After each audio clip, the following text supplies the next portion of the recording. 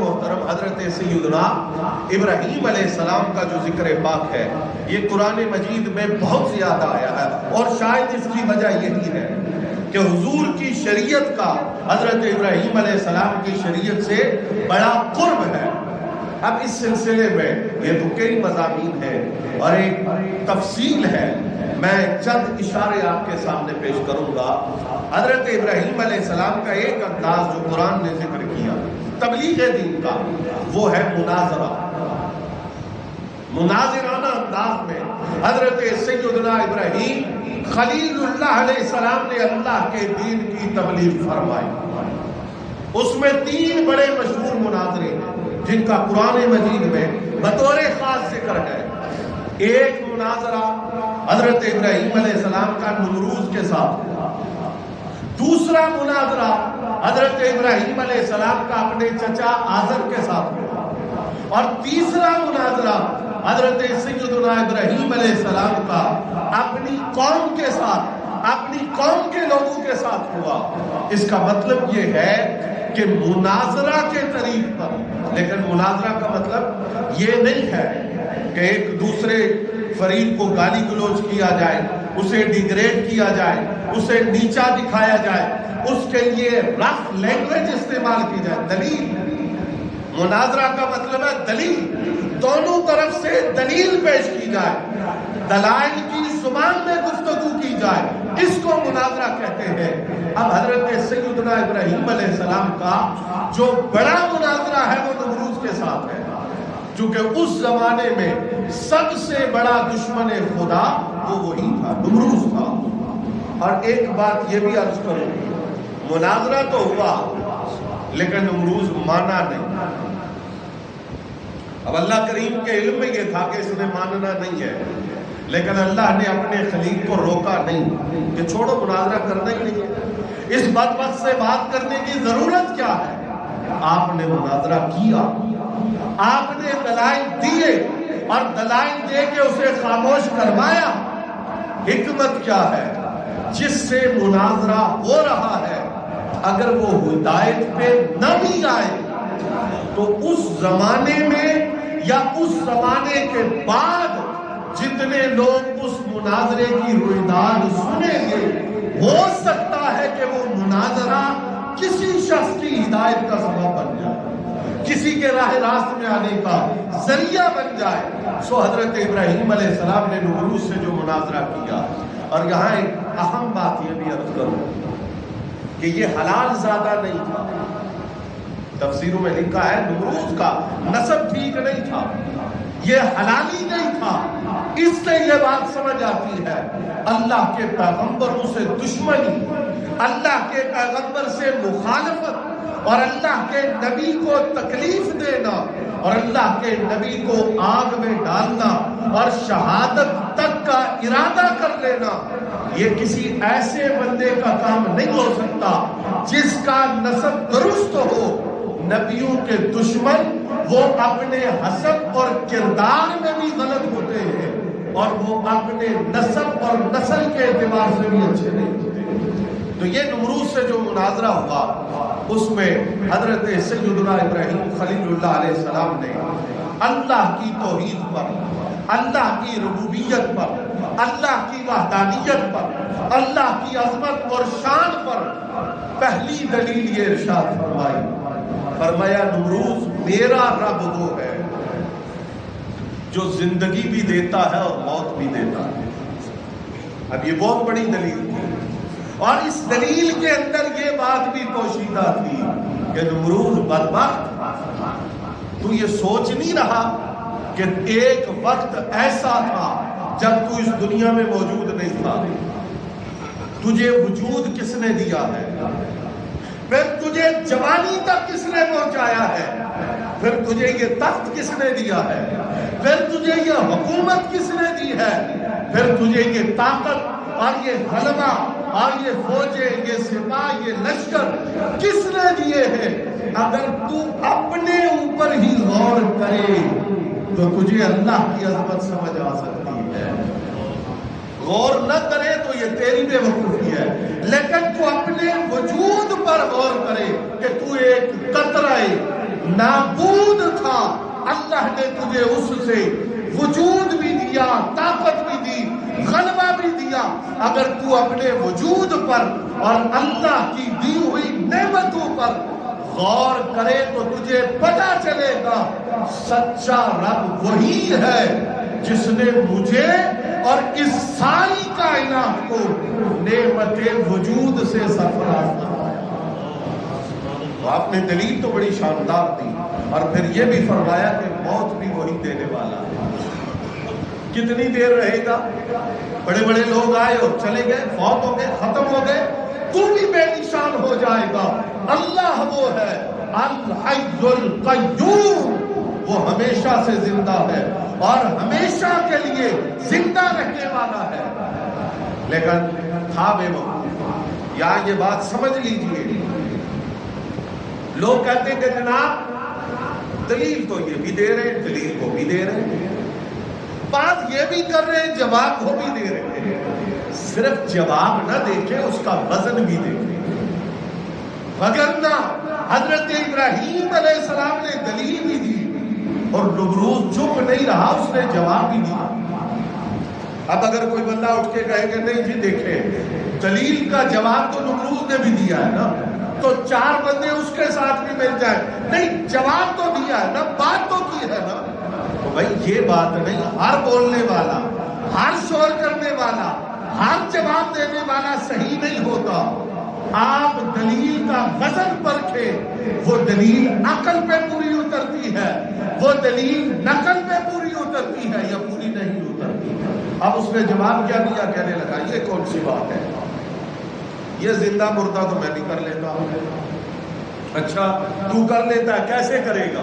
اس نے ایک قیدی سزائے موت کا چھڑا دیا، اس نے کہا اس پر موت ہو چکی تھی، فیصلہ ہو چکا تھا، میں نے اس کو چھوڑ دیا، یہ زندہ ہو گیا، اور ایک بے گناہ بندے کو پکڑ کر قتل کر دیا۔ اس نے کہا دیکھو یہ زندہ تھا، میں نے مار دیا۔ اللہ، اب یہ اس کی دلیل حاضری شعور سمجھتا ہے کہ درست نہیں ہے۔ دلیلیں دینے والے دلیلیں دیتے رہتے ہیں، لیکن بات کو پرکھنا چاہیے۔ دلیل تو شیطان نے بھی دی اللہ کی بات کی۔ اس نے کہا مجھے آگ سے پیدا کیا، آدم کو مٹی سے پیدا کیا، وہ قدموں تلے ہوتی ہے، آگ اونچی جاتی ہے۔ اب کوئی کہے دلیل تو اس نے بھی دی ہے، وزن تو ہے اس کی دلیل۔ صرف یہ نہ دیکھو کہ دلیل دے رہا ہے، یہ دیکھو کہ وہ دلیل درست بھی ہے یا نہیں۔ کوئی اس بے وقوف سے پوچھے شیطان سے کہ بھئی آگ کا انجام ہے کیا؟ راکھ، کیا فائدہ اس کا؟ اور مٹی وہ ہے جس سے اللہ تعالیٰ ہزاروں نہیں، لاکھوں نہیں، کروڑوں نعمتیں عطا کرتا ہے۔ کون کون سے رزق کی صورتیں اور انواع مٹی سے نکل رہی ہے، اور اللہ تعالیٰ نے اس کے ساتھ بات کو بڑھایا نہیں تھا۔ 4 دفعہ ہو، جو بے وقوف بات کو سمجھ نہیں رہا اس سے بات کو کیوں بڑھایا جائے؟ اب حضرت ابراہیم علیہ السلام سمجھ گئے کہ اس بے وقوف کی عقل میں مسئلہ نہیں آ رہا۔ اب آپ نے دوسری دلیل ارشاد فرمائی، فرمایا اچھا بتا، میرا رب وہ ہے جو سورج کو مشرق سے طلوع کرتا ہے، مغرب میں غروب کرتا ہے۔ اگر واقعی تو رب ہے نا، واقعی تو معبود ہے اور اس دعوے میں سچا ہے، تو پھر مغرب سے سورج طلوع کر، مشرق میں سورج غروب کر۔ اب یہ ایسی دلیل تھی، قرآن کہتا ہے فَبُهِتَ الَّذِي كَفَرَ۔ جناب خلیل اللہ کی اس دلیل کے جواب میں کافر لاجواب ہو گیا، مبہوت ہو گیا۔ اب جب دلائل کی دنیا میں وہ حضرت سیدنا ابراہیم علیہ السلام کا جواب نہ دے سکا، تو یہ طریقہ ہوتا ہے جب دلیل نہ ہو تو پھر لوگ اپنی طاقت آزمانے پہ آ جاتے ہیں تاکہ حق کو مغلوب کیا جائے، حق کو نیچا دکھایا جائے، حق کو دبایا جائے، لیکن حق دبایا نہیں جا سکتا ہے۔ حضرت سیدنا خلیل اللہ علیہ السلام کو اس نے کہا کہ آگ میں ڈال دو، دلائل سے اس کو مغلوب نہیں کیا جا سکتا، طاقت سے مغلوب کرو۔ اور حضرت خلیل اللہ علیہ السلام چند سیکنڈ آگ میں نہیں رہے، ایک دن آگ میں نہیں رہے، किताबों में लिखा है 40 दिन या 50 दिन मुसलसल हजरत सैयदना इब्राहीम अलैहिस्सलाम आग में रखे। लेकिन इश्क इलाही का लुत्फ ही अलग है, इश्क इलाही की लज्जत ही अलग है। हजरत खलीलुल्लाह फरमाते हैं, मुझे पूरी जिंदगी के जितने अय्याम गुजरे, कोई अय्याम ऐसी लज्जत वाले नसीब नहीं हुए जितनी लज्जत मुझे उन दिनों में नसीब हुई जब अल्लाह की मोहब्बत में मुझे आग में डाला गया। और फरमाया, मेरी तमन्ना ये है, काश सारी जिंदगी उन 40 दिनों की तरह गुजरे जो मैंने आग में रह के गुजारे। अब दुनिया वाले तो कहते सजा हो गई, दुनिया वाले तो कहते इसे मगलूब कर दिया, दुनिया वाले कहते इसे नीचा दिखा दिया। और जो रब का मुहिब है, जो अल्लाह के इश्क में, अल्लाह की मोहब्बत में मुब्तला है, वो कहता है इससे बढ़कर लज्जत कायनात की किसी नेमत में मौजूद ही नहीं है। जो लज्जत, जो इत्मीनान, जो सुकून और जो चाशनी अपने रब के लिए तकलीफ बर्दाश्त करने की सूरत में हासिल है। तो ये एक मुनाजरा था हजरत खलीलुल्लाह अलैहिस्सलाम का। एक मुनाजरा वो है जो आपने आज़र से किया, और इलाखिर ये आपका चचा था। जितने भी अंसाब लिखने वाले लोग हैं, उन्होंने जमहूर की राय यही नकल फरमाई है कि हजरत सैयदना इब्राहीम अलैहिस्सलाम के वालिद वो हजरत तारक हैं, और वो बुत परस्त नहीं थे, वो बुतों की पूजा करने वाले नहीं थे। ये आज़र है जो आपका चचा है, और ये हलाक हो गया। कब हलाक हुआ? जिस वक्त हजरत सैयदना इब्राहीम अलैहिस्सलाम को चीखा में डाला गया, और आप चीखा से महफूज रहे, आग से महफूज रहे। तो ये कहने लगा, आग ने इसलिए नहीं जलाया कि इब्राहीम मेरा भतीजा है जी। तो उसी आग से एक अंगारा उठा और आके इस आज़र पे लगा, वहीं मर गया। ये बात है हजरत इब्राहीम अलैहिस्सलाम की जवानी की। अभी आप 40 साल को नहीं पहुंचे, और जब आपकी उम्र 90 से क्रॉस कर गई तो आपने दुआ की, रब्बना ग़फ़िरली वली वालिदैया, इलाही मेरी भी बख्शिश फरमा, मेरे वालिदैन माँ बाप दोनों की बख्शिश फरमा। इसका मतलब जो हलाक हुआ कुफ्र पर, वो आज़र था जब आपकी जवानी थी। आपने उसके लिए दुआ करने से इजहारे बरात कर लिया, और जो आपके हकीकी वालिदैन थे, आप 90 साल की उम्र में उनकी बख्शिश की दुआ करवा रहे। तो वो शख्सियात अलग है। तीसरा मुनाजरा आपका वो आपकी कौम के अफराद के साथ हुआ। वो तो इन बुतों के चक्कर में पड़े हुए थे ना, जिनको अपने हाथों से बनाया, खुद ही उनको रगड़ चगड़ के उनकी शक्ल दुरुस्त की और उनके सामने सजदे करने शुरू कर दिए। हजरत इब्राहीम अलैहिस्सलाम ने ऊपर जाकर बात की, सितारों को देखा और देखकर फरमाया कि ये जो आसमान पर चमकने वाले सितारे हैं, क्या ये रब हो सकते हैं? अब हजरत इब्राहीम अलैहिस्सलाम का ये अंदाज़े इस्तिदलाल देखिए, सुभान अल्लाह। आप एक लम्हे में उनको जमीन से उठा के आसमान पर ले गए। कहा इनको तो छोड़ो ना, इनकी तो बात ही नहीं है। ये जिनको तुम अपने हाथों से बनाकर बोल रहे हो, ये ऊपर देखो जो इतनी बुलंदी पे चमक रहे हैं, क्या ये रब हो सकते हैं? फिर चांद के मुतालिक इरशाद फरमाया, ये रोशनी देने में, ये चमकने के अंदर सितारों से बढ़कर है, क्या ये रब हो सकता है? फिर आपने फरमाया, ये सूरज जो दिन के वक्त चमक रहा है और चांद रोशनी लेने में इसका मोहताज है, क्या ये रब हो सकता है? ये सबसे बड़ा है। जब सितारे गरूब हो गए, जब चांद गरूब हो गया, जब सूरज गरूब हो गया, आपने फरमाया ला उहिब्बुल आफिलीन, माबूद तो बड़ी बात है, जो डूब जाए, जो फना हो जाए, जो खत्म हो जाए, वो तो महबूब बनने के लायक भी नहीं है। माबूद तो बड़ी बात है, वो तो महबूब बनने के लायक भी नहीं है। मेरा महबूब भी वही है जो बाकी है। جس نے فنا نہیں ہونا، جس نے ختم نہیں ہونا، اور میرا معبود بھی وہی ہے جو باقی ہے، جس کے لیے فنا نہیں ہے، جس کے لیے بقا ہے۔ یہ تین مناظرے جو قرآن میں حضرت سیدنا ابراہیم خلیل اللہ علیہ السلام کی طرف سے کفار کے ساتھ، دشمنان خدا کے ساتھ کیے گئے، ان کے اندر بنیادی سبق وہ توحید کا سبق ہے۔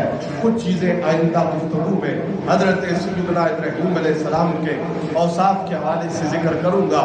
حضرت ابراہیم علیہ السلام کی خصوصیات جو اللہ رب العزت نے قرآن مجید میں ذکر فرمائی ہے، ان میں بنیادی خصوصیت آپ کا توحید کا سب سے عظیم مدرس ہونا اور شرک اور بت پرستی کا سب سے بڑا مخالف ہونا، اللہ کی رضا کے لیے تکلیفیں برداشت کرنا۔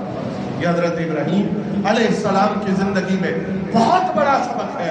اور سخی ہونا، یہ حضور کے گھرانے میں جو سخاوت ہے، یہ شروع سے اس وقت سے لے کر چلی آ رہی ہے۔ مہمان نوازی اور مخلوق خدا کے لیے آپ کے دل کا نرم ہونا، فوری طور پر دل کے اندر رحم آ جانا، حق کے علم کو بلند کرنا اور اپنی اولاد کی اس نہج پر تربیت کرنا کہ وہ اللہ کو راضی کر سکے، اللہ کے محبوب بن سکے، اور پھر اپنی اولاد کے لیے ایسی دعائیں فرمانا جن کا بدلہ اور جن کا نتیجہ اور جن کا صلہ یہ ہوا کہ اللہ نے 2 ہی بیٹے دیے۔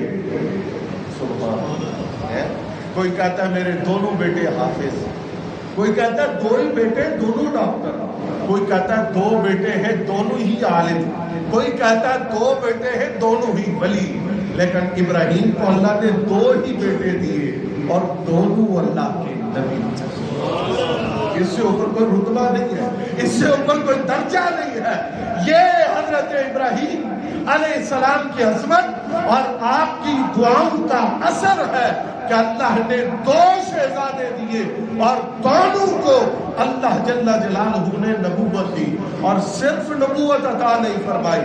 کمال یہ ہے کہ بڑے بیٹے حضرت سیدنا اسحاق علیہ السلام کی اولاد میں ہزاروں کی تعداد میں انبیاء پیدا فرمائے، اور چھوٹے بیٹے حضرت اسحاق کو انبیاء کی ہزاروں کی تعداد میں آپ کی اولاد میں انبیاء اور مرسلین پیدا ہوئے، اور بڑے بیٹے حضرت سیدنا اسماعیل کو ایک ہی بیٹا دیا، صدیوں بعد، فوری نہیں، صدیوں بعد ایک ہی بیٹا دیا جو سب نبیوں کا سردار بن کے آیا، جو سب رسولوں کا امام بن کے آیا، اور وہ ہمارے آقا و مولا احمد مصطفیٰ حضور جناب محمد مصطفیٰ صلی اللہ علیہ وآلہ وسلم ہے۔ یعنی ابراہیم علیہ السلام کی ذات بے مثل و بے مثال، دونوں بیٹے اپنے زمانے میں بے مثل و بے مثال، اور قیامت تک آنے والی اولاد بے مثل و بے مثال، اور جن کو آپ آل رسول کہتے ہیں، جن کو آپ آل نبی کہتے ہیں، جن کو آپ سادات کہتے ہیں، یہ صبح قیامت تک جتنے پیدا ہوئے، جتنے پیدا ہوں گے، یہ سب بھی سیدنا ابراہیم کی اولاد ہیں۔ تو یہ عظمت اور یہ شان اور یہ باقاعدہ ایک سبجیکٹ ہے قرآن مجید میں سیدنا ابراہیم علیہ السلام کے اوصاف حسنہ کا ذکر خیر۔ اللہ پاک ان پاکیزہ ہستیوں سے سچی عقیدت اور محبت ہم سب کو نصیب فرمائے۔